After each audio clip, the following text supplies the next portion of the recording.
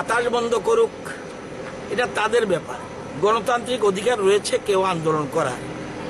এবং আপনারা জানেন সব 10,323 না, কিন্তু কারণ তাদের জন্য এই সরকার সর্বতভাবে তাদের প্রতি সিম্পেথি রয়েছে।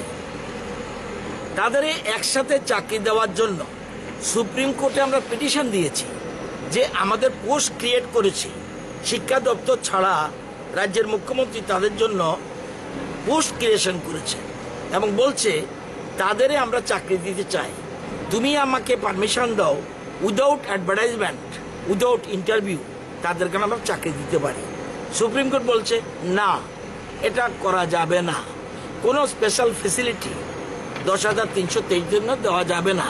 হ্যাঁ, যারা ওভারেজ হয়ে গেছে তাদেরকে শুধুমাত্র এজ রিল্যাক্সেশন দিতে পারবে। ভারতবর্ষে কোথায় আছে বলুন তো দেখো উইদাউট ইন্টারভিউ চাকরি আছে? পারবো না। তারপরেও আমরা তারপরেও তাদের প্রতি সিম্পেথাইজ বলে আউটসোর্সিং এর মাধ্যমে চাকরি দেওয়ার প্ল্যান ছিল। এদের সংগঠনের যতগুলি সংগঠন আছে ওরা মুখ্যমন্ত্রীর সাথে দেখা করেছে এবং মুখ্যমন্ত্রীকে বলেছে আমরা আউটসোর্সিং, আমরা সরকারি চাকরি চাই। সরকারি চাকরি নিয়ে অ্যাডভার্টাইজমেন্ট করা হলো। শুধুমাত্র যে 5,000 গ্রুপ সি গ্রুপ ডি এটা নয়, এর বাইরেও 4,500 মতো আপনার শিক্ষকের জন্য আমরা ইন্টারভিউ চেয়েছি। টেট পরীক্ষা যারা কোয়ালিফাই করবে তারা পাবে চাকরি। বর্তমানে যারা টেট কোয়ালিফাইড আছে সবাই একসাথে হয়ে যাবে, এরপরেও 3,000-এর উপরে পোস্ট থাকবে। তো আমরা তাদের প্রতি সিম্পেথি রয়েছে, কিন্তু পিছন থেকে পার্টিকুলারলি একটা রাজনৈতিক দল পিছন থেকে এটা মদত যোগাচ্ছে। আমি তাদের নাম করতে চাই না। তারা অতীতে বিশেষ করে চাকরির ক্ষেত্রে যে যতগুলি ঘটনা করেছে সবগুলি আমি যদি বলতে চাই মহাভারতের যুদ্ধ হবে।